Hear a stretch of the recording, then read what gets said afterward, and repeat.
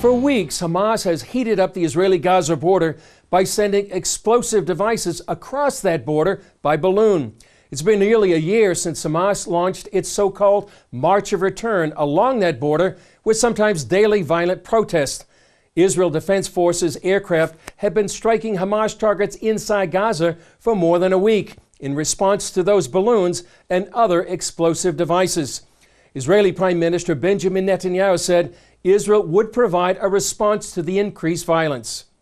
I am aware that in recent days there has been some renewal of Hamas aggression in all sorts of ways. Hamas should understand that any display of aggression will be met with a very vigorous response on Israel's part. They would do well to understand this now rather than later. Netanyahu was speaking after a tour and briefing at Israel's border fence further south along the Israel-Egypt border. This fence has been a phenomenal success. It has completely stopped the entry of hundreds of thousands of people from Africa and the entry into Israel of terrorists from Sinai. As President Trump and Congress battle over a border wall, they could possibly learn from Israel that's been through the same exercise. Israelis had their own national debate about border security, and they found a solution. During a sometimes heated Oval Office meeting with congressional Democrats over U.S. border security, President Trump pointed to Israel as an example to consider. If you really want to find out how effective a wall is, just ask Israel. 99.9% effective. And our wall will be every bit as good as that, if not better. 8 years ago, Israel faced its own border security crisis when thousands of Africans from nations like Sudan, Ethiopia, and Eritrea came across its southern border.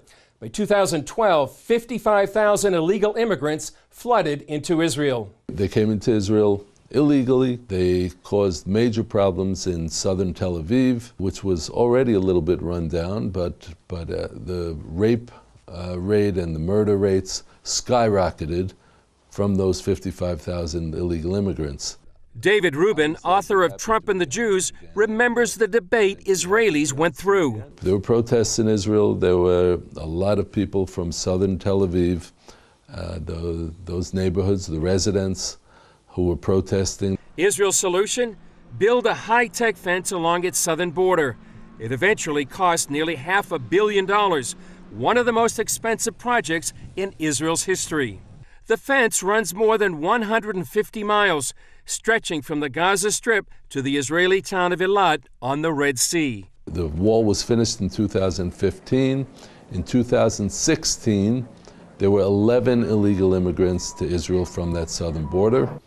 In 2017, there were 0 illegal immigrants to Israel from that southern border. So I think the evidence is clear.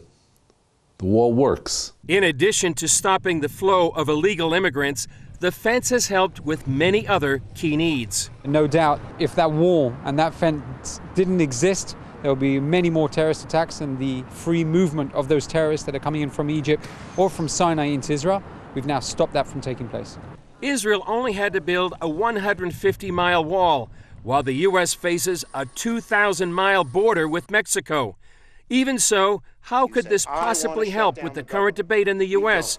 about a border wall? We're very happy to have the high technology and the creativity and the entrepreneurship that we do in Israel, and we're very happy for our friends in America to learn from us. However Congress and the White House reconcile their differences about border security, Israel can point to one wall that works.